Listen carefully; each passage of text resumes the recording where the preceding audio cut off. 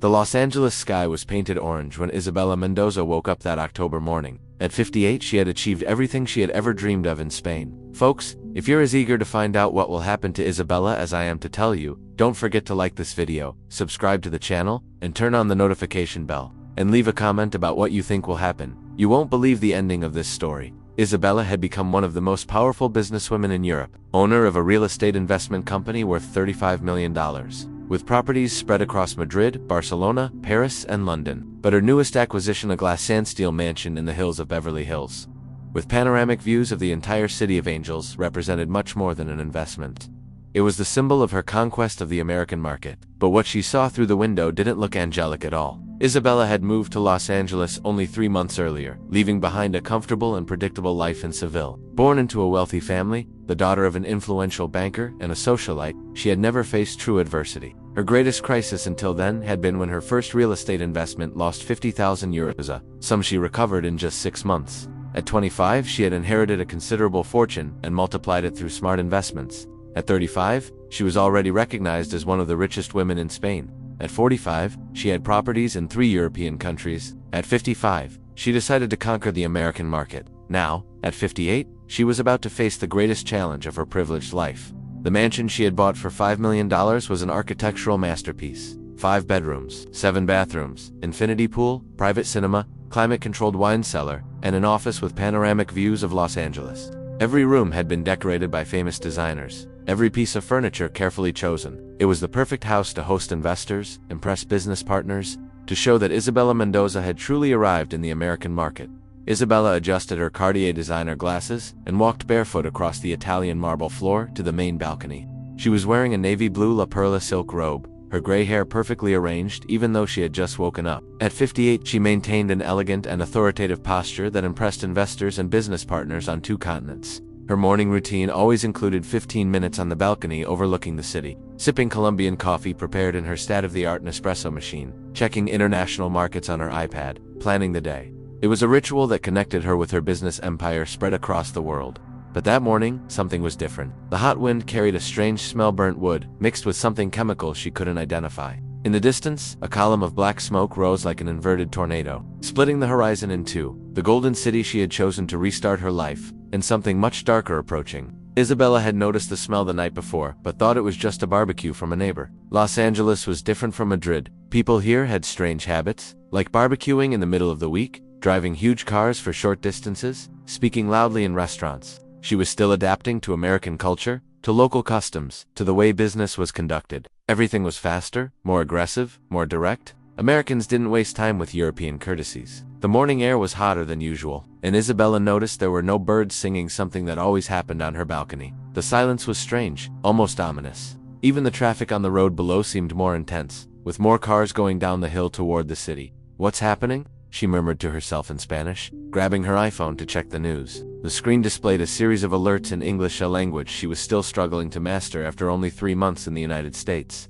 Isabella had hired a private English tutor, James Patterson, a former Berkeley professor who charged $150 per hour, but the lessons had to compete with business meetings, video conferences with Madrid at 2 a.m. due to the time difference, and the constant pressure of expanding her investments in the competitive Californian market. In the phone alerts, she managed to decipher a few words: wildfire, evacuation, immediate danger, Santa Ana winds. Her heart raced. Fire, evacuation, immediate danger. Isabella had grown up in southern Spain, where wildfires occasionally occurred in the summer, but always in rural areas, always quickly controlled by firefighters, always far from any important residential area. The idea of a wildfire threatening Beverly Hills, one of the wealthiest and most protected areas of Los Angeles, seemed absurd. She ran to the television in the main living room, a 75-inch Samsung QLED mounted on the wall, and began switching desperately between channels. CNN, Fox News, NBC, all talking rapidly in English about something related to wildfire and evacuation orders.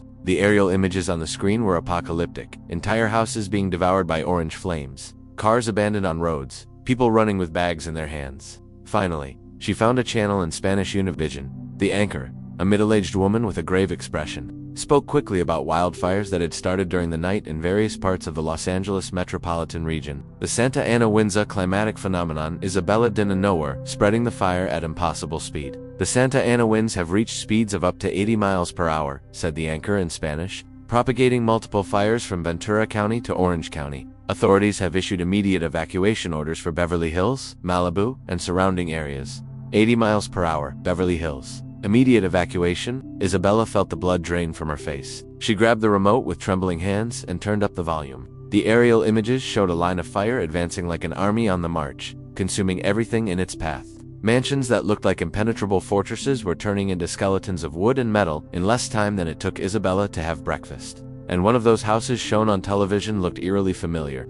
Isabella stood up, got closer to the television, examined the details. The kidney-shaped pool, the modern angular roof, the balcony with a panoramic view, the century-old tree in the front. My God, Isabella screamed in Spanish, dropping the remote when she was absolutely sure. It was her street. It wasn't just similar, it was exactly the same street. She could see Mr. Davidson's house, the Hollywood producer who lived 2 properties down from her. She could see the Chen's mansion, the plastic surgeon couple who had moved there the same month she had. And they were all on fire or had already been completely consumed by the flames. The fire was no longer in the distance. It was literally coming down the hill, toward her new home, consuming everything in its path like a hungry, relentless monster. Isabella ran to the balcony and looked in the direction the television cameras had been filming. What she saw made her scream. A wall of black smoke and orange flames was advancing directly toward her, less than 500 meters away. She could see trees exploding into flames. She could hear the terrifying sound of fire devouring everything, a continuous roar, like a freight train rushing through a tunnel. Isabella ran to the kitchen landline, a vintage phone she had installed because she thought it.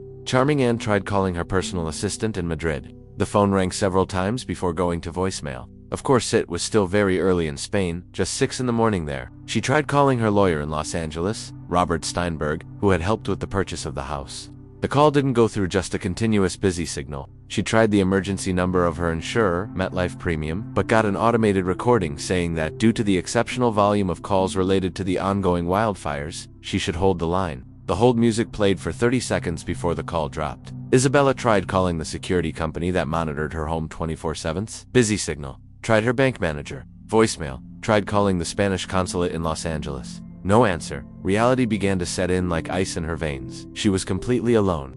Throughout her adult life, Isabella had prided herself on her independence and self-sufficiency. She had never married, never had children, built her empire alone, made her own decisions, but alone in an office surrounded by assistants, lawyers, consultants, and business partners was very different from alone in a burning house with no one to help, no one to translate what was happening. Isabella ran back to the balcony and saw that the situation had worsened dramatically in just a few minutes. The fire had advanced another 200 meters in her direction. She could see people running along the road, carrying suitcases, pushing strollers, pulling dogs on leashes. Some cars were still trying to go down the hill, but traffic was becoming increasingly congested. She needed to leave immediately. Isabella ran to her main closet room, the size of a small apartment that she had remodeled by a famous interior designer. Rows and rows of designer clothes organized by color and season occupied 3 entire walls. Louboutin, Manolo Blahnik, and Jimmy Choo shoes on illuminated shelves. Hermes, Chanel, and Louis Vuitton bags in climate-controlled showcases. Jewelry in a built-in wall safe. Her mind, usually cold and calculating when it came to making important decisions, was now completely blank. What to take? Documents, jewelry, clothes, money? She had spent decades accumulating possessions, and now she had maybe 10 minutes to decide what really mattered. She grabbed a black leather Louis Vuitton suitcase, ironically, a suitcase she had bought for a business trip that never happened, and began throwing things into it randomly. A black Chanel dress she had worn at her last meeting with Goldman Sachs investors. Company documents that were probably already digitized and stored on cloud servers. A framed photo of her late mother, the only person she had truly loved unconditionally. Her MacBook Pro laptop with 3 years of strategic planning. Spanish and American passports, credit cards, some medications. As she packed, Isabella kept glancing out the closet window every few seconds. The fire was moving with a speed that defied all logic. She had seen movies about wildfires, but always thought they were exaggerated for dramatic effect. Reality was infinitely worse than any Hollywood film. The flames didn't simply burn houses, they devoured them, leaping from roof to roof like predators pouncing from prey to prey. The fire seemed to have its own intelligence, seeking out the most vulnerable spots, attacking with surgical precision. The sound was the most terrifying. In movies, fires were silent, almost romantic, with dramatic background music. In reality, the fire roared like a primordial beast. It was a sound that came from the depths of the earth, a roar that made bones vibrate, that made the heart race instinctively. Isabella closed the suitcase and ran to the garage. Her silver Mercedes SLS AMG, $200,000 car she had bought to impress potential American Investors was parked next to her Range Rover and her Tesla Model S3 cars for one person, each costing more than most people made in several years. But when she pressed the button to open the garage door, reality hit her like a hammer. The road leading down the hill was completely blocked by abandoned cars. Ferraris, Porsches, Bentleys, Lamborghinis, the toys of Beverly Hills wealthy now formed a metallic graveyard on the road. People were running on foot between the abandoned cars, carrying whatever they could. A woman ran past carrying a baby in one hand and pulling a crying 5-year-old with the other. An elderly man walked with difficulty, leaning on a wooden cane, carrying a cage with a parrot shouting phrases in English. Dogs barked desperately, some trapped in abandoned cars whose owners had decided it was faster to run on foot. It was an apocalyptic scene Isabella had never imagined witnessing. The entire social order of Beverly Hills, where everyone was polite, organized, civilized, where everything worked perfectly, had collapsed in a matter of hours. Now it was every man for himself, and all the money in the world meant absolutely nothing. "Help, Aida!" Isabella screamed from the garage in Spanish, alternating with the few English words she knew. Help! But no one stopped. Everyone was in too much of a hurry, too scared, too focused on their own survival, to help a stranger they couldn't even understand. A family ran past, father, mother, 2 teenage children carrying backpacks and a box of documents. Isabella tried to speak to them.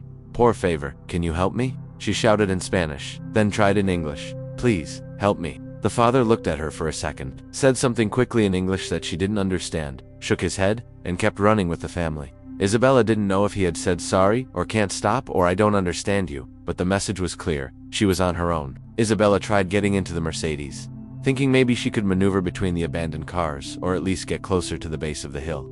But as soon as she started the engine and tried leaving the garage, she realized it was completely impossible. There were cars blocking the road in both directions, some abandoned so chaotically they blocked multiple lanes. On top of that, the smoke was becoming so dense she could barely see 5 meters ahead. Driving under those conditions would be suicide even if she managed to pass the abandoned cars. She would probably crash into a tree or fall into a ditch. Isabella went back inside the garage, and that's when she noticed something terrifying. The temperature inside was rising rapidly. The digital thermometer on the wall read 95 degrees Fahrenheit, but she could feel it was getting hotter by the minute. The fire was so close that the very air was turning into an oven. She ran back inside the house, leaving the suitcase in the garage. She grabbed the kitchen landline and dialed 911 with trembling fingers. The call went straight to an automated recording in English that she couldn't fully understand. She managed to catch words like emergency, busy, high volume of calls, and please hold, but the rest was an incomprehensible blur of sounds. She waited on the line for 2 minutes, listening to horrible instrumental music, before finally managing to speak with someone. 911. "What's your emergency, Socorro Fuego?" "My house." Isabella screamed into the phone, mixing English and Spanish in total desperation. "Help! Fire! Beverly Hills." "Ma'am, I need you to speak English and speak slowly. Are you in immediate danger from the fire?" "Yes." "Fire. Very close. Beverly Hills, Hillcrest Drive." "Il no paso," said Isabella, frustrated for not being able to express herself properly in English. "Ma'am, what is your exact address?" Isabella gave the address, repeating it several times to make sure the operator understood. "Ma'am, all emergency services are currently overwhelmed in your area due to multiple active fires. If you can evacuate safely on foot, please do so immediately. If you cannot evacuate, find the safest room in your house. Close all doors, cover any vents, and wait for rescue teams." "Wait how long?" "Wait. I cannot give you a time frame, ma'am. Emergency crews are working as fast as they can." The call was disconnected. Isabella stared at the phone as if it were an alien object, overwhelmed. Wait for rescue. She didn't have time to wait. She could hear the fire getting closer, smell the smoke growing stronger with every passing second. She ran to the living room window and looked out again. What she saw made her scream in horror. That's when she heard the sound that would change everything forever. A deafening crash came from above, followed by the sound of glass shattering into thousands of pieces. Isabella looked at the ceiling and saw orange tongues of fire licking the wooden beams of the second floor. The fire had jumped across the road, probably carried by the Santa Ana winds, and landed directly on her roof like an incendiary missile. Within seconds, what had been her panoramic living room overlooking Los Angeles turned into a literal furnace. The heat was so intense she could feel the skin on her face burning, even from several feet away. Her Italian designer furniture began to catch fire one by one. First the $50,000 white leather sofa, then the French marble coffee table, then the silk curtains custom made by a famous Beverly Hills decorator. Thick, toxic smoke began pouring down the main staircase like a poisonous river, carrying the acrid stench of burning plastic, synthetic fabrics, cleaning chemicals, and construction materials Isabella couldn't even identify. The air became unbreathable within minutes. Isabella ran to the front door, coughing violently, but when she tried to open it, she realized it was completely impossible. Outside, massive trees had fallen, probably brought down by the wind or by the weight of their flaming branches, totally blocking the main exit. The tree blocking her door was a centuries-old oak she had specifically requested to preserve when she bought the house. The landscaper had charged her an extra $10,000 to design the entire garden around that historic tree. Now, that same tree was preventing her from escaping alive. Isabella ran to the back door that opened to the pool area, also completely blocked by burning debris branches, pieces of roof from neighboring houses, even parts of cars hurled by the wind. She tried the side door to the garden. More fallen trees, more debris, more fire blocking every possible way out. Isabella was officially trapped in a $5 million mansion that was rapidly becoming her marble and glass coffin. Por favor, alguém me ajude, she screamed in Spanish, pounding on the front door with her fists until they bled, then trying in English, somebody help me, anyone. But there was no one to hear her. Her millionaire neighbors had fled long ago, probably by private helicopter to their summer homes in Aspen, the Hamptons, or Jackson Hole. The irony was cruelly poetic. Isabella had spent her entire life building a financial empire, buying security and comfort that money could provide. She had a $10 million life insurance policy, full home insurance, premium international health insurance, state-of-the-art security systems with cameras in every room and direct police connection. But now, not even her $35 million fortune could buy the one thing she really needed, a way to get out alive. The smoke was growing denser and more toxic by the second, and Isabella began coughing violently. Her lungs, accustomed to the pure filtered air of her Madrid apartment, weren't prepared for the poisonous smoke that now filled her home like a lethal gas. Every breath was a desperate struggle. Every cough dragged more smoke into her fragile lungs. Isabella looked around the room for something to use as a mask. Her Italian silk curtains? She tore one down worth more than many people's yearly salary and tied it around her face as an improvised mask. The delicate silk that once symbolized refinement and success was now literally the difference between life and death. She grabbed a hammer from the kitchen, ironically, one of the few common tools in her high-tech gadget-filled home, and began smashing the ground floor windows, one by one, desperately. Crash, crash, crash. But the windows were double-tempered safety glass, thick and extremely resistant to specification Isabella had demanded to protect against possible intruders. Now, those same safety windows were keeping her trapped inside a burning house. When she finally managed to make a few cracks after dozens of blows with the hammer, the openings weren't big enough for her to squeeze through. Her hands were cut and bleeding from the shards, her arms aching from the repeated violent swings. And with every passing second, the fire grew closer and more dangerous. Isabella could hear the terrifying roar of flames consuming the second floor right above her head. It was as if a giant beast were devouring her house from top to bottom. Burning plaster and charred wood began raining down from the ceiling like toxic hail. Her house was literally collapsing around her. The heat was becoming unbearable. Isabella felt her clothes starting to stick to her skin. Her gold jewelry grew hot enough to burn. She ripped off her earrings, necklace, rings, and threw them to the floor. That's when she heard the most beautiful sound she had ever heard in her life. Helicopters. Rescue helicopters. Isabella ran to what remained of the balcony, stepping on shards of glass and burning debris, desperately waving the silk curtain like a surrender flag. Aquí? Estoy aquí?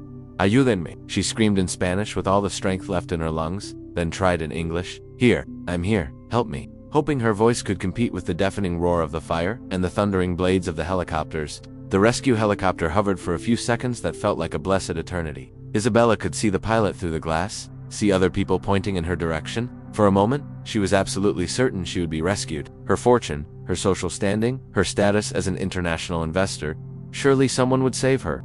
She waved harder, screamed louder, even tried using her phone's flashlight to attract attention. But then, like divine punishment, a gust of Santa Ana winds brought a cloud of smoke so dense it swallowed the house completely. The smoke was black as oil, thick as concrete, and Isabella couldn't even see her own hands stretched out in front of her face. She was blind for several terrifying minutes, coughing and choking, trying to orient herself by touch. When the smoke finally cleared enough for her to see again, the helicopter had moved on to rescue others.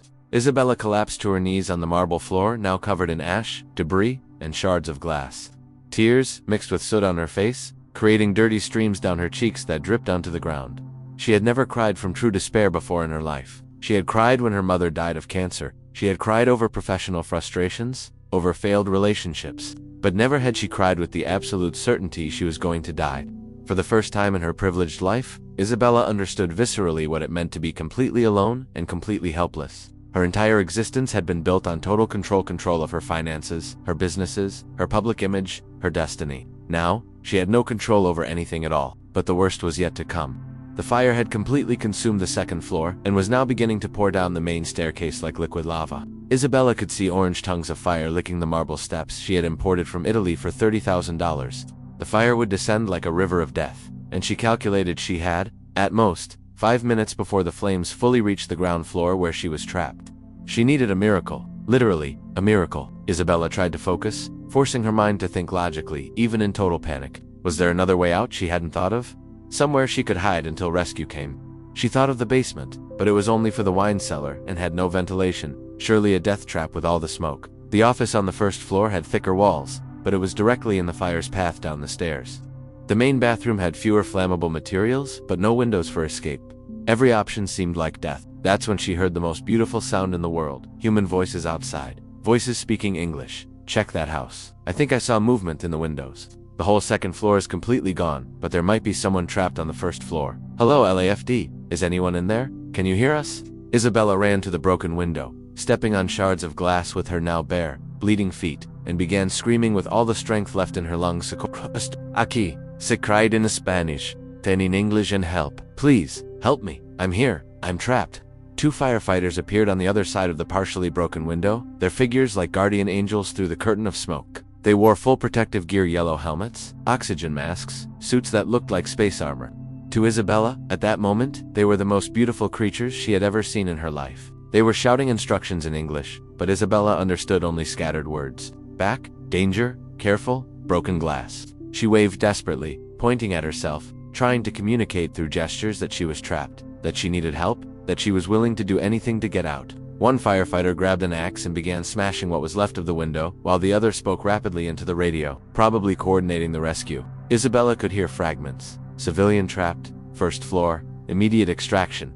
Their work was methodical and efficient. They broke all the dangerous shards, laid a tarp on the ground to protect Isabella from glass, and checked that the window frame was stable before pulling her out. In minutes that felt like hours, they managed to open a hole big enough for Isabella to pass through. Come on, give me your hand. Move now. One firefighter shouted, reaching out his gloved hand. Isabella didn't need perfect English to understand what he was saying. She grabbed his hand, the strongest, safest hand she had ever held, and let herself be pulled out of the house. Out of her nightmare of glass and steel, now reduced to smoke and flames. But her ordeal was only beginning. The firefighter carried her in his arms for nearly 200 meters, running through burning trees and abandoned cars. Isabella closed her eyes and clung to his neck, feeling his strength, his determination, his experience. This man whose name she didn't even know was risking his own life to save a complete stranger. Around them, the world had turned into literal hell.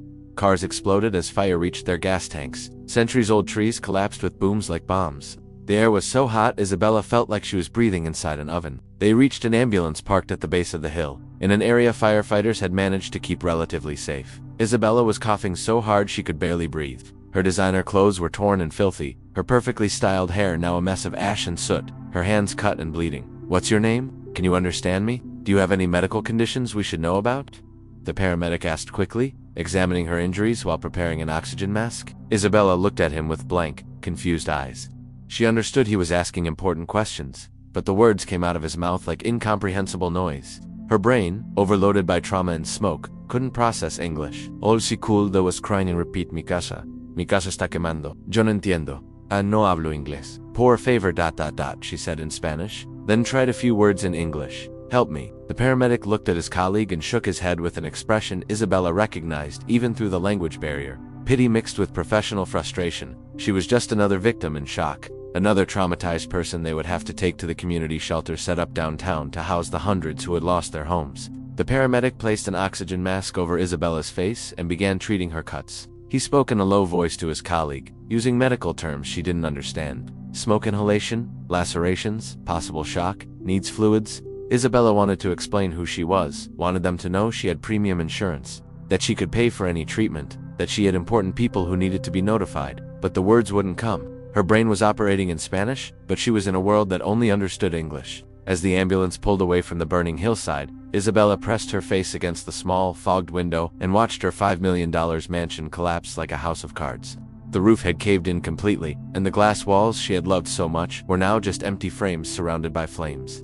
Her infinity pool, where she had planned to host investors for informal meetings, was filled with burning debris. Her office, where she had spent countless hours planning her American expansion, was now a smoldering black hole. 3 months in the United States, and everything she had built there was literally turning to smoke. But Isabella still didn't know that losing her house would be the least of her problems. What awaited her at the community shelter would test not only her survival but also her faith in humanity and would change her life in a way that all the money in the world could never have bought. The ambulance drove through the chaotic streets of Los Angeles, passing entire neighborhoods being evacuated. Isabella saw families running down sidewalks carrying whatever they could save. Small children clutched toys, elderly people were pushed in wheelchairs, pets were carried in improvised cages. It was a mass human migration, but Isabella was completely isolated from it by the language barrier. She couldn't understand the emergency bulletins on the ambulance radio, couldn't communicate with the paramedics beyond basic gestures, couldn't even ask where she was being taken. For the first time in her life, Isabella experienced what millions of immigrants experienced every day: the total vulnerability of being in a foreign country without being able to communicate properly. The difference was that she had always had money and status to shield her from that vulnerability. Now, covered in soot and wearing torn clothes, she was just another anonymous refugee of the disaster. The ambulance finally stopped in front of a large building that Isabella recognized as a community center. Dozens of other ambulances, fire trucks, and emergency vehicles were parked outside. Injured and traumatized people were being taken inside on stretchers or walking with assistance. "Ma'am, we're going to take you inside now," said the paramedic, helping Isabella out of the ambulance. "You'll be safe here." Isabella understood only "safe here" and nodded, grateful. She was led through a crowd of people speaking rapidly in English, firefighters giving instructions, volunteers organizing supplies, families looking for missing relatives. The community center had been transformed into an emergency shelter. Makeshift mattresses covered the floor of the main gymnasium. Foldable tables were loaded with food, water, and basic medical supplies. Volunteers in yellow vests circulated, offering help and trying to organize the chaos. Isabella was taken to a medical triage area, where a nurse examined her injuries and gave her pain medication. Through gestures and a few words in English, she managed to communicate that she had no serious injuries beyond cuts on her hands and smoke inhalation. "Do you have family we can call? Insurance? Someone who can help you?" asked the nurse. Isabella tried to explain, "Spain, my family in Spain, ..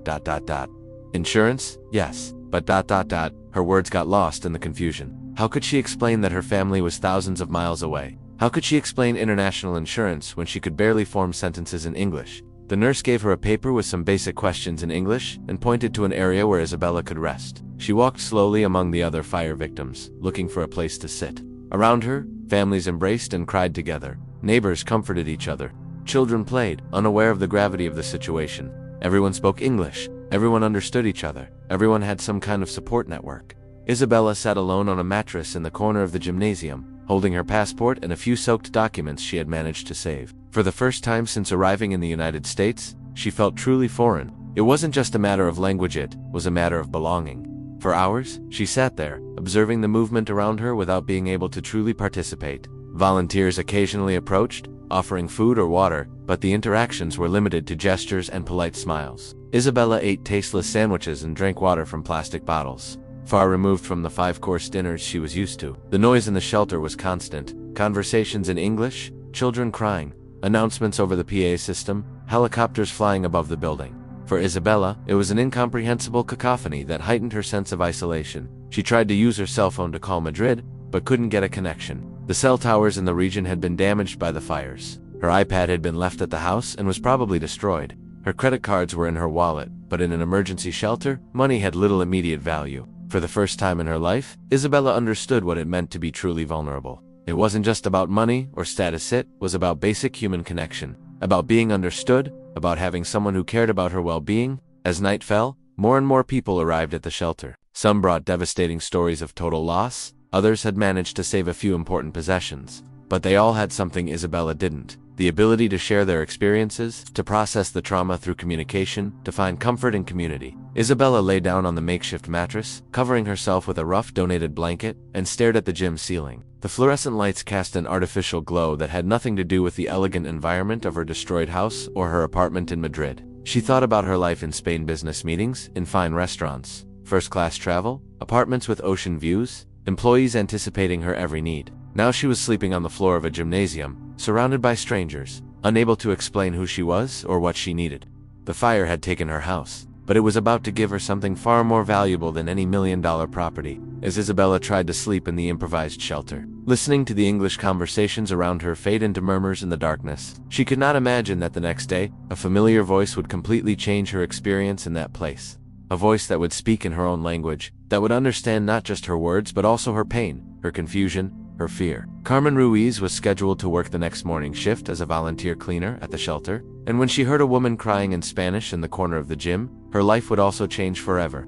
The most unlikely human connection was about to happen, one that would prove that sometimes the right person appears at the right moment, regardless of social class, nationality, or circumstance. Isabella woke up in the community center gymnasium with pain all over her body. The thin mattress on the concrete floor had left her back stiff, and each breath still carried a faint trace of the smoke she had inhaled. Around her, dozens of other people slept in similar conditions, entire families squeezed onto double mattresses, children using backpacks as pillows, elderly people sitting in folding chairs because they couldn't lie down on the floor. The artificial light of the gym had never been fully turned off during the night, creating an environment that made deep sleep difficult. Isabella had spent hours staring at the ceiling, trying to process the events of the previous day. Her $5 million mansion had turned to ashes. Her 3 luxury cars were probably destroyed. Decades of financial achievements had literally gone up in smoke in a matter of hours. But what tormented her the most wasn't the material loss. It was the overwhelming sense of being completely alone in a world where she couldn't communicate properly.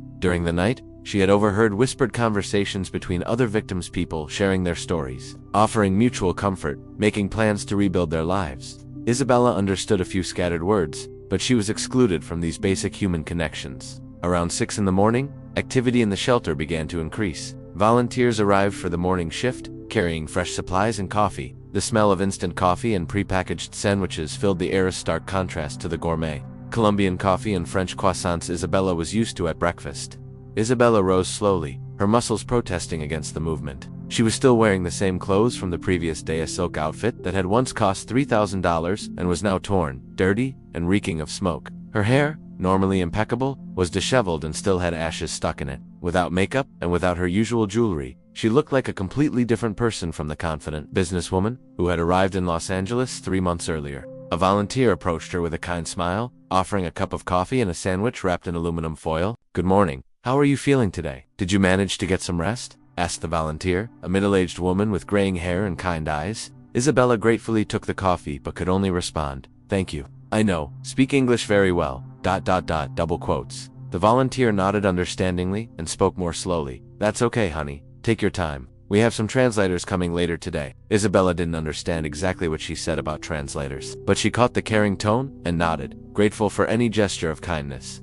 As she drank the bitter coffee, Isabella observed the operation of the shelter. It was an impressive display of human coordination. Dozens of volunteers worked in shifts, organizing donations, preparing food, offering basic first aid, helping people contact family. There was a designated area for children with donated toys, a medical section, and even some computers where people could try to contact insurance companies or relatives. Isabella tried to use one of the computers but quickly became frustrated. All the websites were in English and she couldn't navigate the online insurance forms properly. When she tried calling her insurance company using the public phone, she once again ended up in automated English systems she couldn't understand. It was then that she noticed some people speaking her native language on the other side of the gym. Her heart raced. Finally, people who could understand her. Isabella quickly got up and walked toward the familiar voices. It was a Mexican-American family, grandparents, parents, and 3 small children who had lost their home in East LA. They alternated between English and Spanish in their conversations, and Isabella approached hesitantly. "Excuse me," Isabella said in Spanish.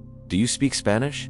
The grandmother of the family looked at her with surprise, and then with kindness. "Yes, of course. Are you from Mexico?" She replied in Spanish as well. "I'm from Spain," Isabella replied, and for the first time in nearly 24 hours, she was able to explain her situation in her own language. She spoke about the destroyed house, about not being able to communicate properly in English, about being alone in a foreign country. The family welcomed her warmly, offering to share their food and including her in their conversations. But Isabella soon realized that even speaking the same language, there was a significant cultural barrier. This family had immigrated to the United States decades earlier, building a modest life through hard work.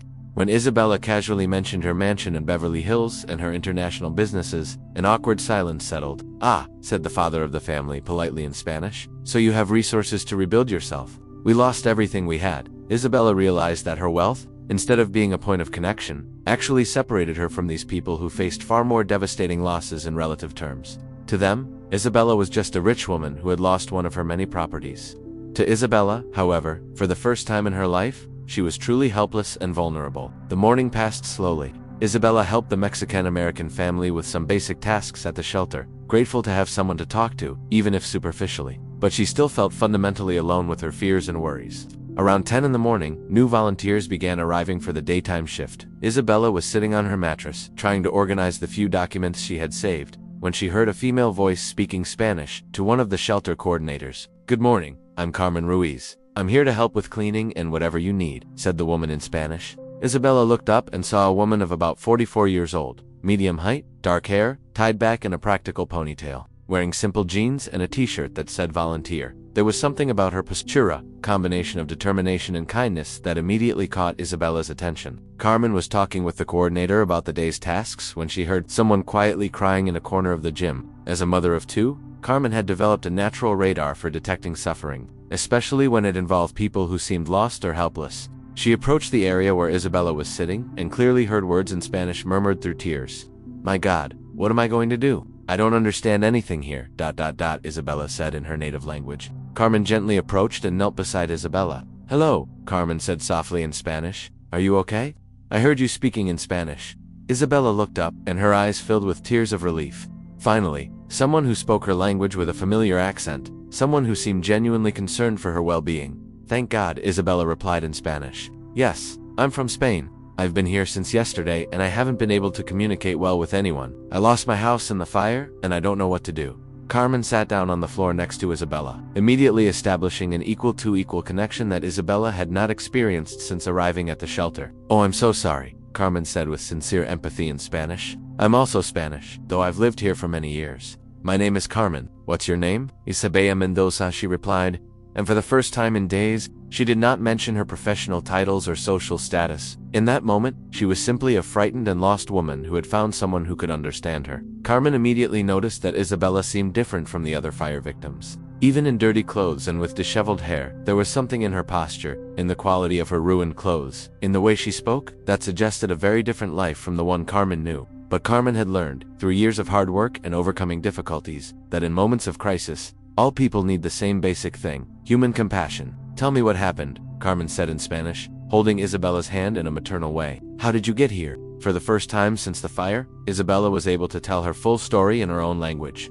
She described the terror of being trapped in the burning house, the frustration of not being able to communicate with emergency services, the feeling of isolation in the shelter. The words came out like a catharsis, mixed with tears of relief and exhaustion. Carmen listened attentively, asking gentle questions and offering comfort when appropriate. She didn't judge Isabella for her wealth or social status. Instead, she focused on the basic human trauma that Isabella had experienced. "It must have been terrible to be trapped without being able to communicate," Carmen said in Spanish, "but you're safe now, and you're not alone. I will help you." Those simple words, "you're not alone," touched Isabella in a way that all her wealth never had. Throughout her life, Isabella had been surrounded by people who wanted something from her: investors seeking opportunities, employees seeking salaries, acquaintances seeking social connections. Carmen was the first person in a long time who offered help without wanting anything in return. "Do you have family here in the United States?" Carmen asked in Spanish. "No," Isabella replied in her native language. "All my family is in Spain. I came here just 3 months ago to expand my business." Carmen nodded understandingly. It must be very hard to be so far from home at a moment like this. "But Los Angeles has a large Spanish community. We'll find ways to help you." Over the next 2 hours, Carmen became the bridge between Isabella and the English-speaking world around her. She helped Isabella understand the shelter's procedures, translated conversations with medical volunteers, and even helped Isabella make calls to her insurance company using a phone Carmen had access to through her volunteer work. The transformation in Isabella was remarkable. With Carmen by her side, she regained some of her natural confidence. She managed to explain her situation properly to the shelter staff, provided the necessary information for insurance reports, and even began making practical plans for the coming days. But what impressed Isabella most was Carmen's genuine kindness. When Isabella offered to pay Carmen for her help, Carmen gently refused. "I don't need money," Carmen said in Spanish. "I am here as a volunteer because I believe we should help each other, especially when we are compatriots far from home." During lunch, Carmen shared her own food with Isabella, simple sandwiches she had brought from home. They sat together at a folding table, and Carmen told a little about her own life. Carmen had immigrated from Andalusia to Los Angeles 15 years earlier, after her husband abandoned her, leaving her alone with 2 small children. She had worked multiple jobs, cleaning, elder care, factory work to support her family. Currently, she worked as a cleaner in several commercial buildings and volunteered on weekends. "It's not an easy life," Carmen said honestly in Spanish. But my children are fine. We have a roof over our heads. And I have learned that there are always people who need more help than we do. Isabella was silent for a moment, processing Carmen's story. Here was a woman who had faced adversities Isabella could not even imagine, yet who maintained a positive attitude and a genuine willingness to help others. Carmen's generosity of spirit stood in vivid contrast to the way Isabella had lived her life, focused on accumulating wealth and status, but rarely thinking about contributing to the well-being of others. Carmen, Isabella finally said in Spanish, I don't know how to thank you. You saved me today. Carmen smiled warmly. There is nothing to thank. I am simply doing what any decent person would do, she replied also in Spanish. But Isabella knew that wasn't true. Throughout her privileged life, she had encountered very few people who demonstrated this kind of selfless kindness. Most people in her social circle acted out of self-interest, always calculating what they could gain from each interaction. As the afternoon wore on, Isabella began to realize that she had found something in the shelter that all her money had never been able to buy, a genuine human connection based on mutual compassion. Carmen told her more about her children, Miguel, 16, who worked part-time at a diner to help with family expenses, and Sofia, 12, who dreamed of becoming a doctor. They lived in a small 2-bedroom apartment in East LA, and Carmen worked 6 days a week to pay rent, bills, and keep her children in school. The most important thing for me is that they have opportunities I never had, Carmen said in Spanish. I want them to study, to have respectable professions, to not have to clean offices like me. Isabella was touched by Carmen's determination and the unconditional love she showed for her children. It was a kind of wealth Isabella had never experienced, not money in the bank, but emotional wealth, life purpose, deep family connections. Your children must be very proud of you, Isabella said sincerely in Spanish. Carmen smiled, her eyes shining. They are my life. Everything I do is for them. As the hours passed, Isabella found herself sharing details of her own life she rarely discussed with anyone. She spoke about the loneliness of being a successful single woman in a male-dominated business world, about the constant pressure to maintain and expand her fortune, about how she sometimes wondered if people liked her for who she really was, or for what she could offer. Carmen listened without judgment, offering simple but profound perspectives that came from her different life experience. Money can solve many problems, Carmen said in Spanish, but it cannot solve loneliness or give real purpose to life. That comes from the people we love and from how we help others. Those words resonated deeply with Isabella. She had spent decades focused on accumulating wealth and status, but had rarely stopped to consider what truly gave meaning to her existence. Carmen had to leave the shelter in the late afternoon to pick up her children from school, but before she left, she gave her phone number to Isabella. If you need anything, call me, Carmen said in Spanish. I'll be back here early tomorrow. You're not alone, okay? As Carmen walked away, Isabella felt a mixture of gratitude and something she had rarely experienced. Genuine humility in the face of someone else's kindness. For the first time since arriving in the United States, Isabella did not feel like a lost foreigner. She had found not just a translator or a helper, but a true friend who cared about her well-being without wanting anything in return. The fire had destroyed her house, but it was beginning to build something far more valuable, a human connection that would change both of their lives forever. The next 5 days in the community shelter became a period of profound transformation for Isabella. Carmen kept her promise, arriving early every morning to help her navigate the complex bureaucracy of insurance, documents, and government procedures. But more important than the practical help, Carmen offered something Isabella had never experienced: genuine friendship without expectations. On the third morning, Isabella woke before dawn. The gymnasium was quiet, with only the soft sound of people sleeping around her. She watched Carmen arrive promptly at 6 in the morning, carrying a small backpack with homemade coffee and some pastries she had baked to share with the other fire victims. Good morning, Isabella, Carmen said softly in Spanish, approaching with a warm smile. How did you sleep? Better than the first days, Isabella replied in her native language, but I still wake up thinking this is all a nightmare. Carmen sat beside her on the makeshift mattress. I brought real coffee today, she said in Spanish, offering a thermos. I thought you might be tired of that watered-down coffee they serve here. Isabella took the coffee and felt tears welling in her eyes. It was a simple gesture, but it represented a personal care she had rarely received. Carmen, you don't need to ... double quotes, she began to say in Spanish. Of course I need to, Carmen gently interrupted in her native tongue. This is what we do for people we care about. It's not about needing to, it's about wanting to.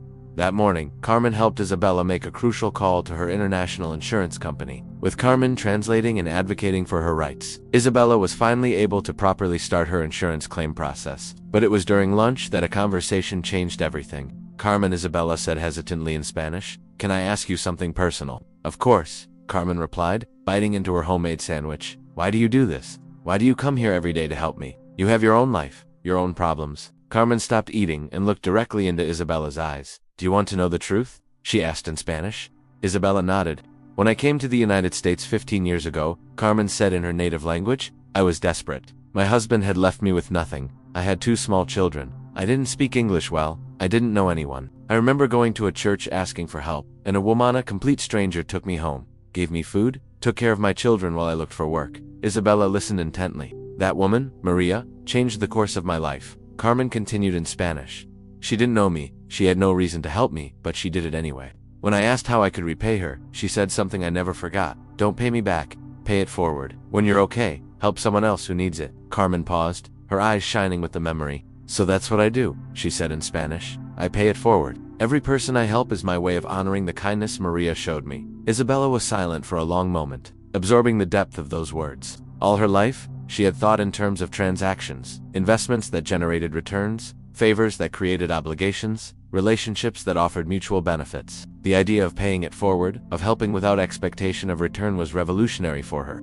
You are an extraordinary person, Carmen, Isabella finally said in Spanish. Carmen shook her head. No, I am just an ordinary person who understands that we all need each other. Folks, what an incredible life lesson. Carmen is teaching Isabella the true meaning of generosity. But you cannot imagine what will happen when Isabella discovers more about Carmen's situation. Leave a comment. Have you ever helped someone without expecting anything in return? How did it make you feel? On Thursday afternoon, Isabella noticed that Carmen seemed more tired than usual. When she asked if everything was okay, Carmen hesitated before answering. It's just, work, Carmen said in Spanish, trying to minimize it. I've been working extra shifts to make up for the time I spend here. Extra shifts? Isabella asked. Carmen explained, a little embarrassed that she had lost some days of paid work to be able to help at the shelter. As a self-employed cleaner, she only got paid for the days she worked, and dedicating time to volunteering meant less money for her family. Carmen, you should have told me, Isabella said in Spanish, genuinely concerned. You were sacrificing your income to help me. It's not a sacrifice. Carmen replied firmly in her native language. It's a choice. Some things are more important than money, but Isabella could see the worry in Carmen's eyes. That night, as Carmen went home, Isabella lay awake thinking about the irony of the situation. Here was a woman who had very little in material terms, yet was giving freely of her time and energy. Meanwhile, Isabella, with all her wealth, had lived a life focused mainly on accumulating more. On Friday morning, Carmen arrived at the shelter with exciting news. Isabella, I have a surprise for you, she said in Spanish, her eyes shining. I spoke with a friend who works at a downtown hotel. They have rooms available for fire victims at a reduced rate. You could leave here today if you want. Isabella felt a mixture of relief and something unexpected, reluctance.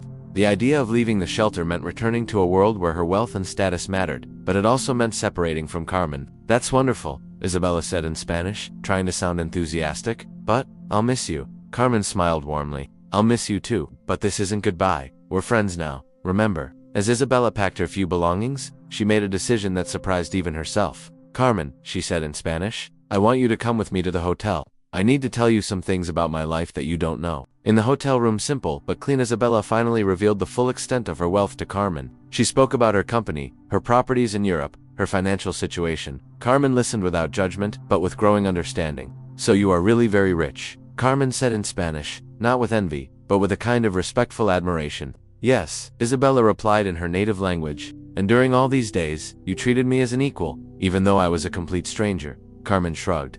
At the shelter, we are all equal. All people need kindness.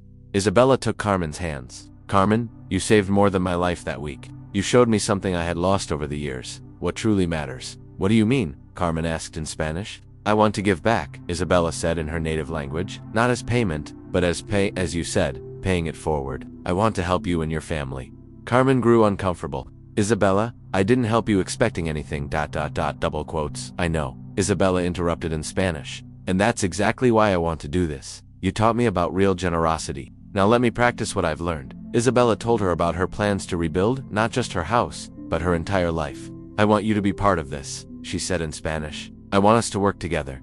Carmen shook her head, confused. Work together how? I'm thinking of shifting my business focus, Isabella explained in her native language. Instead of just accumulating properties for profit, I want to develop affordable housing for working families. Families like yours. Carmen's eyes widened. And I need someone who understands the real needs of these families. Isabella continued in Spanish. Someone who has lived these struggles, who knows the community.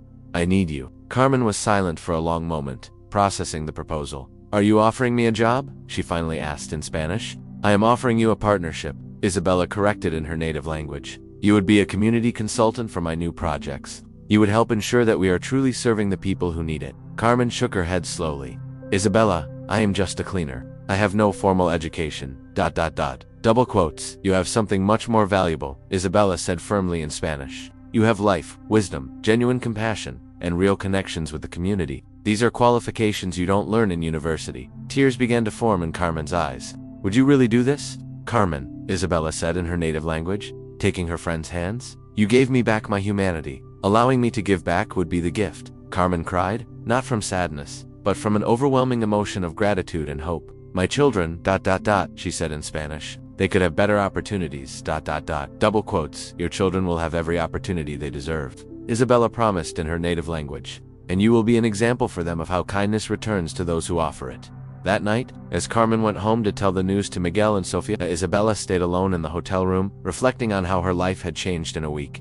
She had lost the house but gained a true friend. She had lost material possessions but discovered real purpose. The fire had destroyed her mansion, but it had forged something much stronger, a human connection based on genuine values. Isabella finally understood that true wealth was not in her bank account, but in the lives she could touch and improve. And it had all started with the gentle voice of a cleaner who cared enough to offer help to a stranger in despair.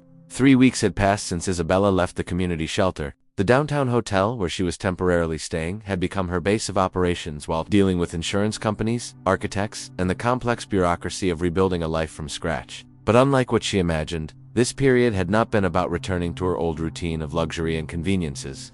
Instead, it had become a journey of self-discovery she could never have anticipated. Every morning, Isabella awoke not with thoughts of business meetings or financial reports, but with the expectation of speaking with Carmen. They met daily, sometimes at the hotel, other times at simple downtown cafes. Carmen knew places where Isabella had never set foot before, but which now became part of her new reality. Carmen had initially resisted Isabella's offer to become a community consultant. For several days, she insisted she did not have the necessary qualifications, that she was just a cleaner without formal education in business or urban development. Carmen Isabella had said in Spanish during one of their conversations at the small Mexican cafe that became their regular meeting point. Do you think I learned about compassion and community in a business school? Do you think any MBA course taught me about what truly matters in life?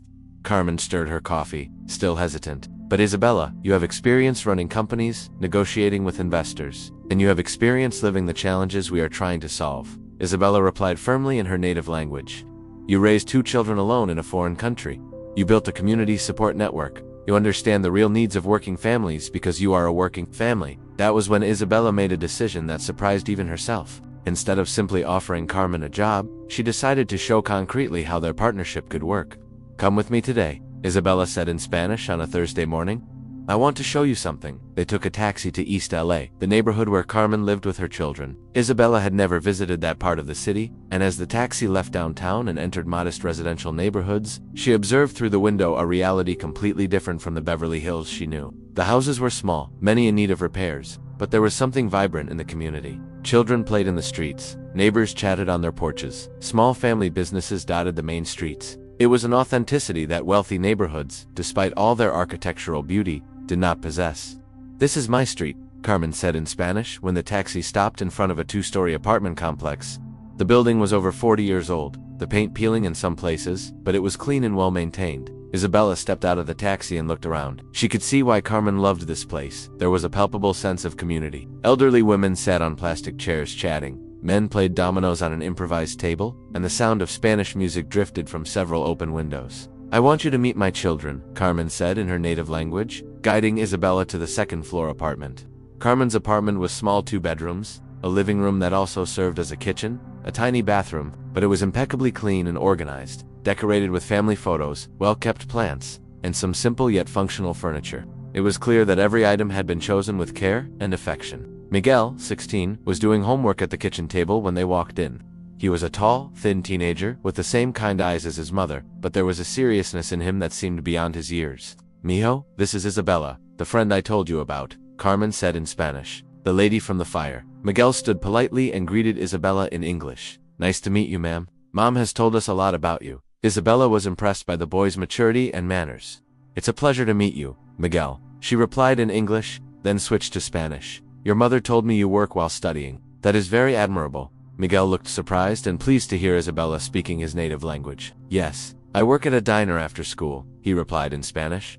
I help my mom with the bills. At that moment, Sophia came running home from school, a 12-year-old girl with a swinging ponytail and a backpack almost as big as she was. "Mommy," Sophia shouted in Spanish, running to hug Carmen. "The teacher said my science project was the best in class." "This is Sophia," Carmen said proudly in Spanish, hugging her daughter. "Sophia, this is Mrs. Isabella." Sophia greeted Isabella politely, but there was a childlike curiosity in her eyes. "Mommy said you lost your house in the fire," the girl said in Spanish.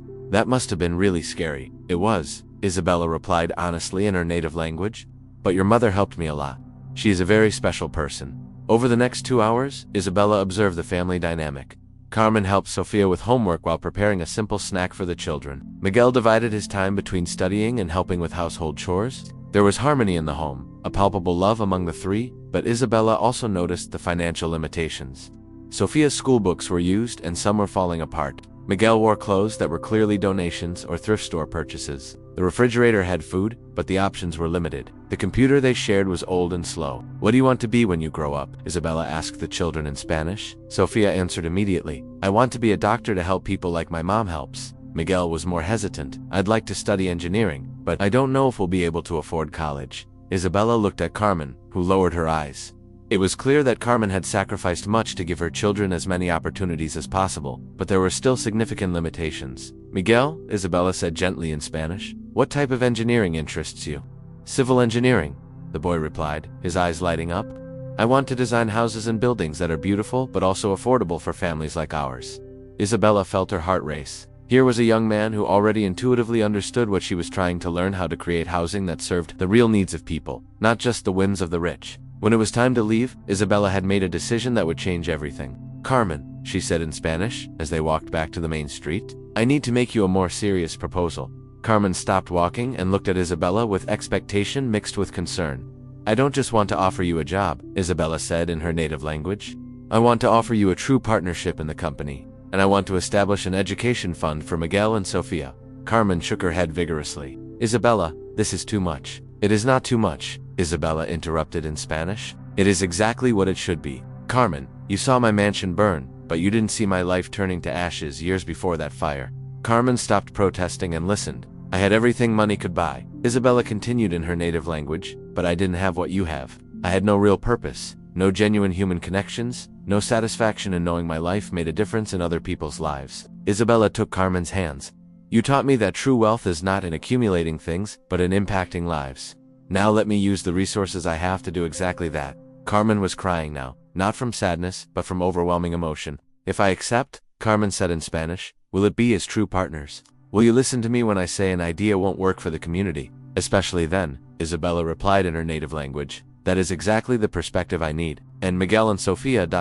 will have every educational opportunity their talents deserve," Isabella promised in Spanish. "Miguel can study engineering at the best university that accepts him. Sophia can pursue medicine, if that's what she truly wants." Carmen hugged Isabella tightly. "How can I thank you?" "By helping me build something that truly matters," Isabella replied in her native language. "By helping me use my wealth to create more wealth, not financial, but human." That night, back at the hotel, Isabella called her office in Madrid. There were important decisions to be made about the future of her company, and she knew her instructions would surprise her assistants and business partners.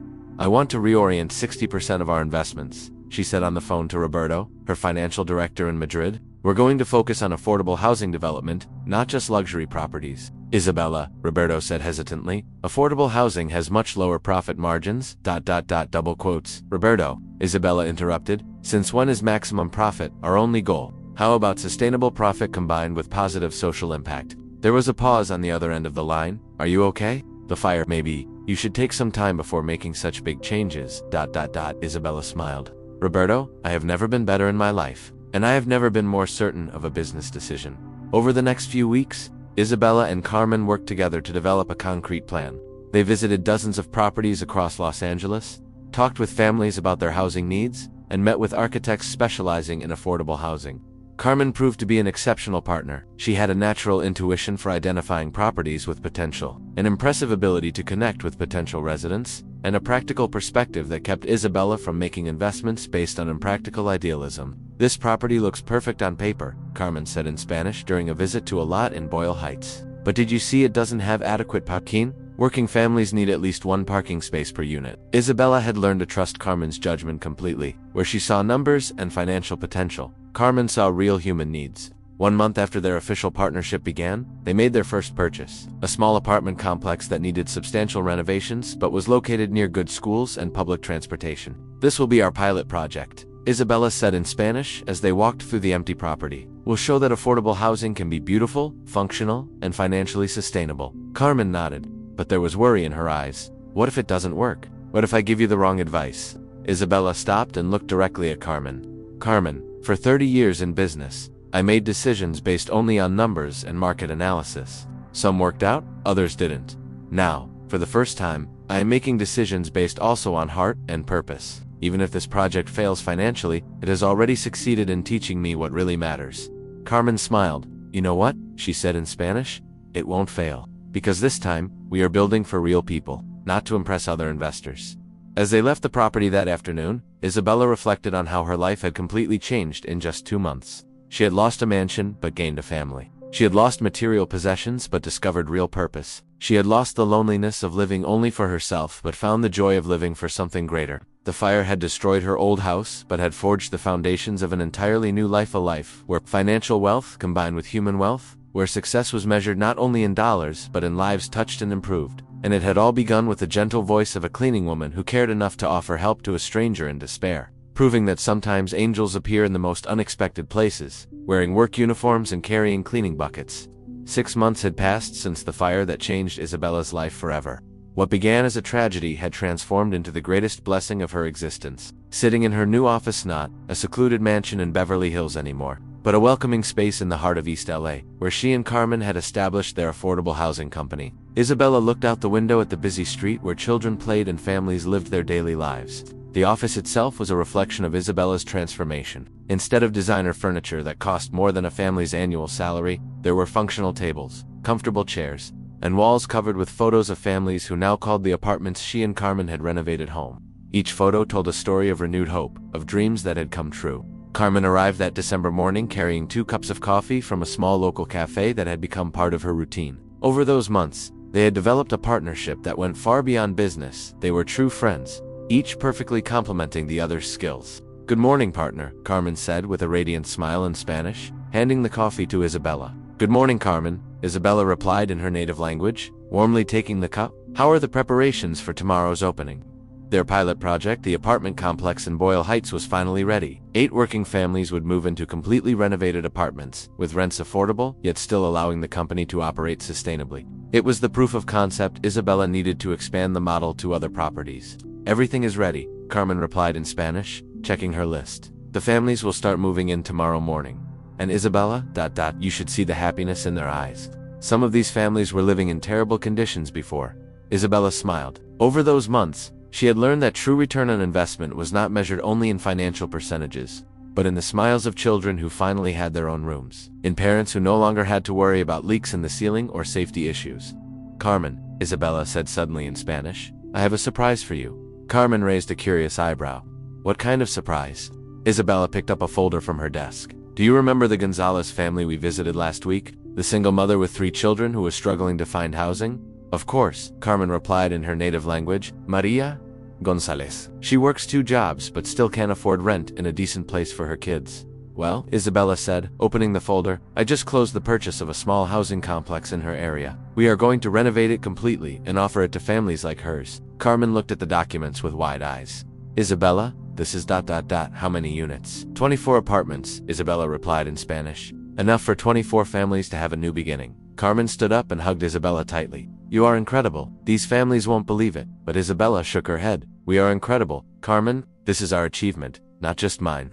Without your guidance, I would still be investing in luxury properties that only serve the rich." That afternoon, they visited Miguel at the university. Carmen's son had been accepted into UCLA's civil engineering program with a scholarship Isabella had discreetly established. Miguel was thriving academically, but more importantly, he was keeping his passion for creating affordable housing. Aunt Isabella, Miguel ran to greet them when they arrived on campus. Over those months, he had begun calling Isabella Aunt, a title she cherished more than any professional recognition she had ever received. "How are your studies, mijo?" Carmen asked in Spanish, hugging her son. "Very well, mommy," Miguel replied in his native language. Actually, I have something to show you both. Miguel led them to the architecture lab, where he was working on a project for his class. On the drafting table were detailed blueprints for a housing complex that combined functionality, beauty, and affordability. It's the final project of the semester, Miguel explained in Spanish. I had to design low-income housing that was economically viable. And do you know where I got the inspiration? Isabella and Carmen looked at the drawings with admiration. The project incorporated many of the lessons Carmen had taught: adequate parking spaces, community areas for children to play, shared laundry facilities, small gardens. From your work, Miguel continued in his native language. My professor said it was the most practical and humane project he had ever seen from a first-year student. Carmen was crying with pride. Mijo, this project is beautiful. Miguel said Isabella in Spanish. How about we turn this project into reality? Our next property could use these specifications. Miguel's eyes lit up. You would do that? Of course, Isabella replied in her native language. You understand the needs because you grew up living them. That perspective is invaluable. That night, Carmen invited Isabella to dinner at her apartment. But when Isabella arrived, she noticed a difference immediately. The apartment had been slightly expanded. Carmen had managed to rent the adjacent unit and transform the space into something bigger and more comfortable for the family. Carmen, said Isabella in Spanish, the apartment looks different. Carmen smiled shyly. With the salary from our company, I was finally able to give the boys more space. Miguel will have his own room when he comes home from college, and Sofia has a proper space to study. During dinner, Sofia, now 13 and even more determined to become a doctor, talked about her school projects. She was participating in a science fair and had chosen to research the effects of inadequate housing on children's health. Aunt Isabella, said Sofia in Spanish, can I use our housing projects as a case study?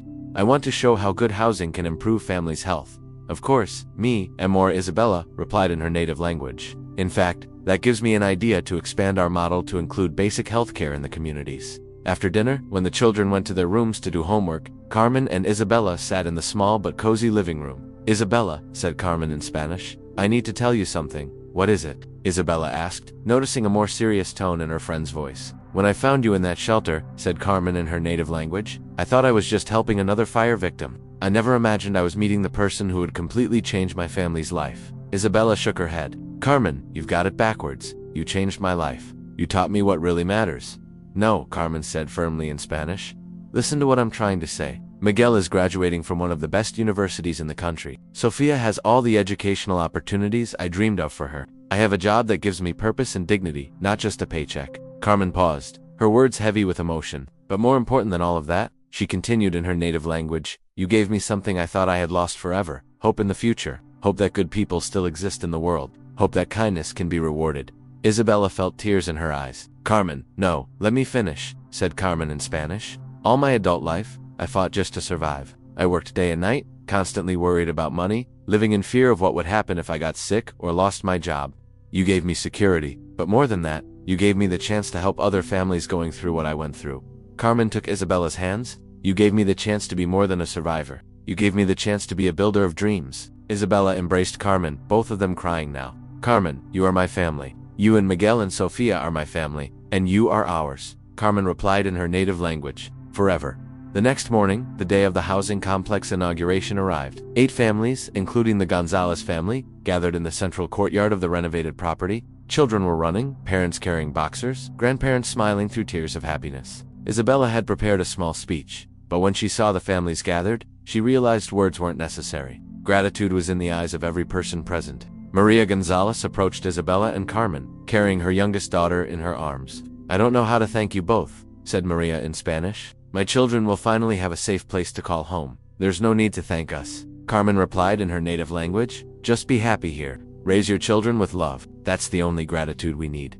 As the afternoon went on, and the families settled into their new homes, Isabella and Carmen sat on the bench they had installed in the community garden. You know, said Isabella in Spanish, 7 months ago, I thought I knew what success was. I thought my mansion and my cars and my bank account defined my life. And now, Carmen asked, now I know success as a child having their own room for the first time. Isabella replied in her native language, it's a mother not having to worry if the roof will leak in the next rain. It's a father able to save money because the rent is fair. Carmen nodded. It's seeing families thrive, not just survive. Exactly, said Isabella in Spanish. And you know what else? What? I've never been richer in my life, Isabella said in her native language.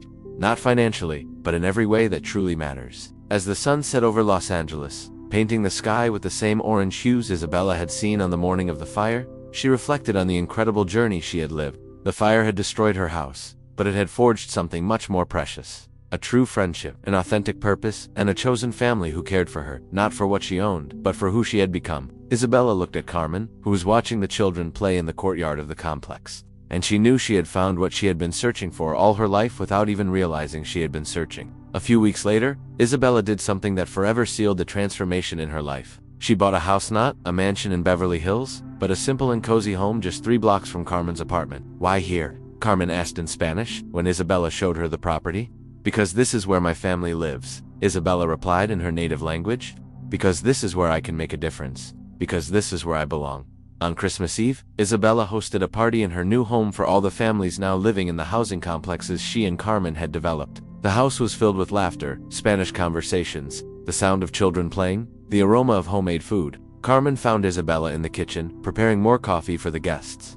"Isabella," said Carmen in Spanish, "can I ask you a question?" "Of course. Do you miss your old life? The mansions, the luxury cars, the dinners at expensive restaurants?" Isabella stopped what she was doing and looked through the kitchen window at the living room full of people who had become her extended family. "Carmen," she said in her native language, "a year ago, I had a $5 million house, but ate most of my meals alone. I had 3 luxury cars, but no one special to take anywhere. I had fat bank accounts, but an empty life." Isabella turned to look directly into Carmen's eyes. "Now I have a simple home, but it's always full of love and laughter," she continued in Spanish. "I have a car that takes me where I need to go, but more importantly, I have people who want me there. I have less money in the bank, but an infinitely richer life." Carmen smiled through tears. "So you don't miss it?" "I don't miss anything," Isabella replied firmly in her native language, "because I finally have everything." That night, as Isabella lay in her simple but comfortable bed, listening to the distant sounds of the party that had ended, she thought about the gift Carmen had given her without even knowing. It wasn't just translation or practical help, it was a lesson about what truly makes a life well lived. The fire had burned down her old house, but from the ashes something far more beautiful had been born. A life built on love, purpose, and true human connection. Isabella had lost material possessions, but found real wealth. She had lost a house, but gained a home. She had lost the loneliness of a life lived only for herself, but found the joy of a life lived in service to others. And it had all begun with a gentle voice speaking Spanish in an emergency shelter, reminding her that even in the darkest moments, human kindness can appear in the most unexpected places, carried by people who understand that true wealth lies in reaching out to help another human being. So, friends, what an incredible story of transformation and gratitude. Isabella lost everything materially, but gained a family, a purpose, and a life with real meaning. Carmen received much more than a house. She gained dignity, hope, and the chance to help other families. What a lesson about what really matters in life. If this story touched you as much as it touched me, don't forget to share with someone who needs to hear this message of hope. And subscribe to the channel for more stories that show the power of human kindness. Comment below, what part moved you the most? And always remember, sometimes we lose things in order to find far greater treasures.